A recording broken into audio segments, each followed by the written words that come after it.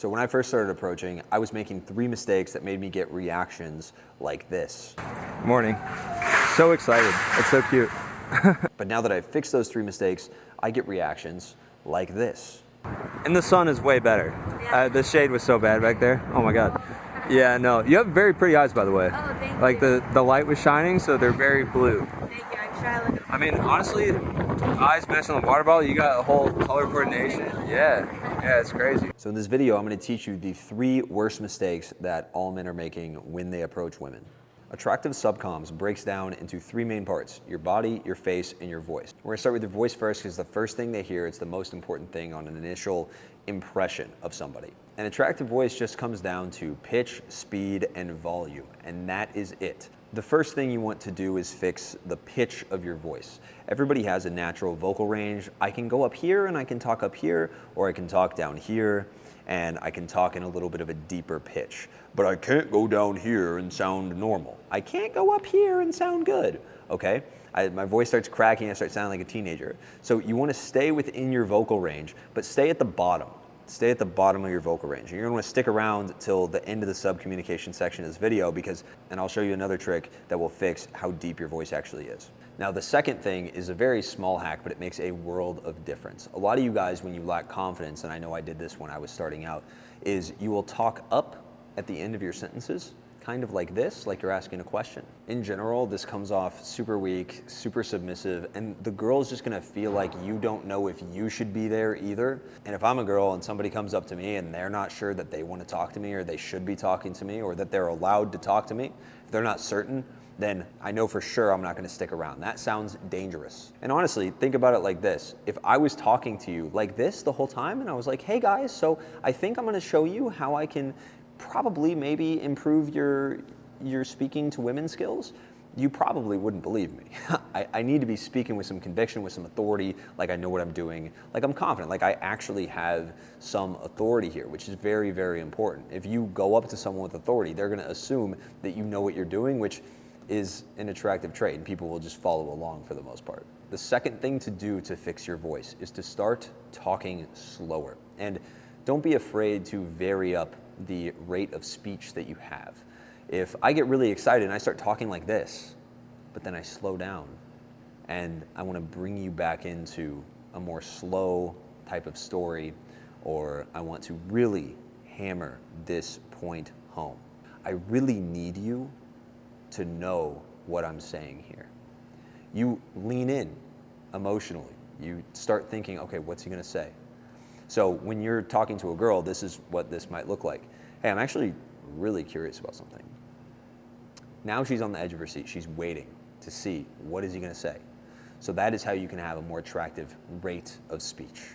Third thing to fix your voice is to talk louder. I know it sounds crazy, but you just want to talk louder. So there's one way to do it, which is just brute forcing it and talking louder like I'm doing right now. But you can also project. And if you look up vocal projection, you can just find that on the internet, but you can talk from your diaphragm and you can project your voice down here from your diaphragm. And that's a very, very powerful way to talk louder. And you'll notice my voice gets deeper when I'm talking from my belly. When I'm talking from my belly and I'm just talking like this, it's deeper than when I'm talking from up here. This is me trying to talk at a deep place, but I can't because it sounds all nasally. I'm talking from my head. So honestly, just Google vocal projection exercises and practice vocal projection. But in general, if you talk slower, you will talk clearer. If you talk louder, you will talk clearer. If you vary up your rate of speech and you sound more confident and authoritative when you approach, when you're talking to people, that will help you a lot. And that's gonna be the first piece to fixing your subcommunication. Now, the second part of subcommunication is your body. And this is a very, very important thing. I'm just gonna fly through it really quickly because I can make a whole video on body language and how to hold your face and do all these things. But there are 3 main pieces: relaxed, wide, and hands out front. If you can do those 3 things, that'll be very attractive. So I'll just show you what that looks like. Okay, so this is what a lot of guys look like. They look very tense. They look kind of uptight and small. I'm just gonna show you the difference, right? So when I say relaxed, I just mean relax your shoulders, right? And I'll talk more about, there's a very important measurement that I'll talk about in just a second for how attractive or how confident you're perceived. Take up more space and have your hands out front. I feel more exposed here. I feel less safe. I feel more out of my comfort zone, but I feel much more confident and I look much more confident just standing literally like this. And there's not much that you can change. And in just a second, I'm going to show you a quick little hack when we get into the facial expression changes that you can make to improve your subcommunication. That will help a lot as well. All right, so let's talk about how to fix our face so it's more attractive, better subcoms, okay? Your face is going to come down to a thing with your ear, a thing with your mouth, and a thing with your eyes, okay? Now, the eyes, very obvious. Relaxed eye contact. And I'm going to take my glasses off so I can show you guys because I normally don't wear the glasses. I don't want the glare. But a lot of guys have this fearful look in their eyes like this, okay? They're like this all the time. And they're like, hey, nice to meet you. And you are literally going to feel more anxious when I do that, right? But if I have a more relaxed, I relax my eyebrows, relax my upper eyelid, or maybe not, I just relax my eyelids in general. Just relax here. And I look at you guys.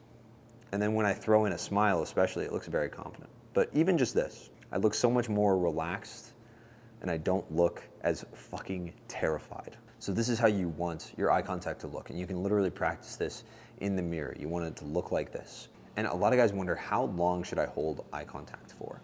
And I'm gonna show you. Instead of thinking, how long do I hold eye contact for?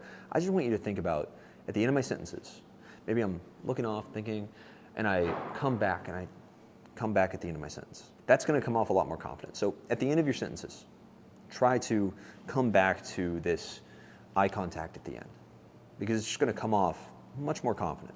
The second thing with your face is gonna be your facial expressions, being more expressive, being less tight in your face, less tension. None of this, I need to be stoic all the time, that's cringe, okay? Be okay with expressing how you're feeling when you're talking to people, okay? If you're feeling happy, if you're trying to make a joke, smile. It's not a big deal, okay? Be more expressive. So many guys are so uptight, they're just the opposite of relaxed. They're so tense when they're trying to speak, and it completely destroys all subcommunication that they have. Now, the third piece with your body language with your face is the distance from your ear to your shoulder. If you can maximize this, I saw this on a podcast recently. Actually, you can literally feel it, okay? I want you to just sit there, wherever you are, and just try to drop your shoulders and try to get your ears as far from your shoulder as possible. You will literally feel more confident. It's fucking crazy. It's fucking insane. So I thought I'd throw that in there. It's a little bonus that'll help you feel more confident, but also it's just a more honest indicator of confidence. All right, so mistake number one is bad subcommunication. Mistake number two that I was making was I was actually talking about myself in a very boring way that sucked. I just had boring answers for every single thing the girl would ask me. What do you do? Oh, I'm a coach online. So what do you do? Oh, I work at this restaurant. Where are you from? Oh, I'm from here. Those are so boring, man. Those are the most boring answers you could possibly have. The girl only understands how cool you are because of what you tell her and your subcommunication, which we already covered in this video. So if you don't say that, hey, my life is cool, in maybe even a braggy way, she is not gonna know. No one's gonna know that you're cool. No one's gonna know that. Everyone just assumes, oh, this is just a guy. And then if you just start talking about the highlights of your life, the cool stuff, then most guys, you can stand out from 95% of other people just as the coolest dude she's ever met, because you know how to talk about yourself. Think about it like applying for a job. On your resume, are you gonna talk about the shitty things that you did at your job that you weren't very good at? No, you're only gonna talk about the highlights. You're only gonna talk about the good things that you did. And that's so, so important. So what I did was I just started having questions. I literally have a document that has all of my answers for all the most common questions. Where are you from? How long have you lived here? Where'd you move from? What do you do for work? What part of town do you live in? I have answers for all that. Even how old are you? I have a little bit that I do, like, oh, older than you, don't worry about it. And then I move on really quickly. I have these somewhat scripted, not completely, answers for all of my questions. I want to make sure I touch on these very specific pieces of the interaction. And listen, I get it. I get what you might be thinking. Well, isn't that not authentic? Isn't that not real? No, it's very real. I'm just making sure that I say the things that are true about myself in the best way possible. So if I say I have a business revolving around giving women really good experiences on dates, that is true. That is actually true. Like, I genuinely am like trying to teach guys how to give women a good experience so that they want to see the guy again. That's fucking cool. That's awesome. But if I frame it like I'm a pickup artist, I'm a dating coach or whatever, like I can frame anything I do in like the worst way possible, and that's just unattractive. It's not good. There's no reason to do this. There's no reason to be humble about any of these things. I know guys that have dope houses, that live in the best parts of Nashville, like the most beautiful places in my city, or they live in amazing places like Miami, and they live in like the coolest building, and they don't mention it. Why would you not mention that? Why would you not say, oh yeah, I live over there in like the big building over there, right? You don't have to make it sound braggy. It's just, I live there. I have this cool thing going on. I can juggle, and I can solve a Rubik's Cube blindfolded. Like, you stack enough of these little things that are just cool about yourself that you just throw in there, she's gonna be like, whoa, who is this guy? Like, how does he have time to do all this stuff? How does he have this much experience? Like, how has he taken this many trips? How has he traveled this much? But reality is, most people have traveled this much. Most people have the amount of life experience that you do. You just need to think about it. You literally just need to think and remind yourself, oh yeah, I do have that experience. Oh, I actually did go on a date with a girl that's a nurse. So if a girl says she's a nurse, I could say, oh yeah, I dated a nurse for a little bit. You could say that, and it's real. It's actually real. You have these very specific stories that you can tell. And if you were just more open about your life, she would understand how attractive you are. And that's huge. It's a big part of what I teach inside my program. So if you want to be coached by me personally, there's a link down in the description. You can join the program for $49 a month. It is a sick coaching program. Like, it's actually the quality of program that other coaches are charging $2,000 to $3,000 for, easily. And it's $49 a month. You can click the link down below and get started right now. One thing you are definitely not doing if you are struggling to get good interactions when you approach is you're not spiking emotions. You need to spike emotions, and there's two ways you can spike emotions. So first, you can tease the girl. I'll give you a couple quick lines, but I have a whole video on this channel that you can go check out for how to actually tease. You can say, oh, this is why it won't work between us. You could say, oh, you're cute, but I don't know about you. You could playfully disqualify her and say, see, this is why it would never work between us. All of these things will work, but you need to deliver them properly. That's why subcommunication, body language, and also having value is so important, because if you don't have value, these emotional spikes don't hit. It doesn't make a difference. If a homeless guy came up and told you, hey, you don't have $1 million, you'd be like, okay. But if a multi-billionaire came up to you and said, hey, you don't have $1 million, you'd probably at least like get defensive. You'd have some sort of a reaction. It actually means something coming from that guy, even if you wouldn't get like butthurt about it.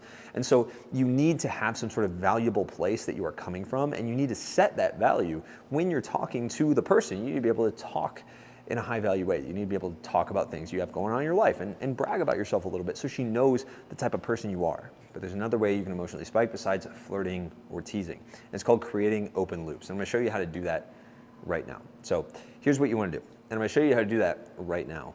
But first, what I wanna do is point out what I just did, which is create an open loop. When I say, hey, I'm gonna show you this right now, and then I don't give it to you, you're now waiting for that loop to close. You're waiting for that open loop to end. So if I say, oh, I just noticed something interesting about you. You know what, never mind. It's not that kind of conversation. We barely know each other, I'm not gonna say that. And then I move on and I start having another completely separate conversation. She's constantly gonna be wondering, what was that? What was that? She's gonna ask over and over and over again. And then because she's asking so much, now I can tell her and I can deliver some sort of sexualized line or some sort of tease that's more sexual. So an example might be, you know what, you remind me of, oh wait, never mind. It's too early to bring that up. Okay, we don't know each other. And you move on. And she's gonna bite on that. If she does bite on that, then she asks and asks and asks. And now I might say, yeah, well, okay, fine. But so you just remind me of this girl that I used to hook up with in college. She was really, really pretty, but she was like kind of crazy, but that made it like even better. I might say that. And I might say that 10 minutes into an interaction. And that's fine if I say that, because she's asking so much. She's like, what is it? What is it? What is it?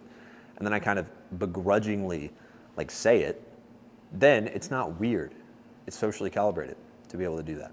So to wrap up, those are 3 mistakes that guys are making in their interactions. So here's the thing, man. You need to either fix your subcoms, fix your value in the interaction, or you need to fix the emotional spikes. If you fix those 3 things, dude, you're gonna be getting tons of dates, tons of results. And there's more things you can work on after that, because this is obviously a game of skill. It's mastery, right? We want to all get better as much as possible, but that is where you want to start. Now make sure you like the video if you like it, subscribe. You can join the community down below. Once again, $49 a month. It's an insane offer. If you want one-on-one coaching from me, there's also a link in the description to apply for that down below. I'll see you guys in the next one.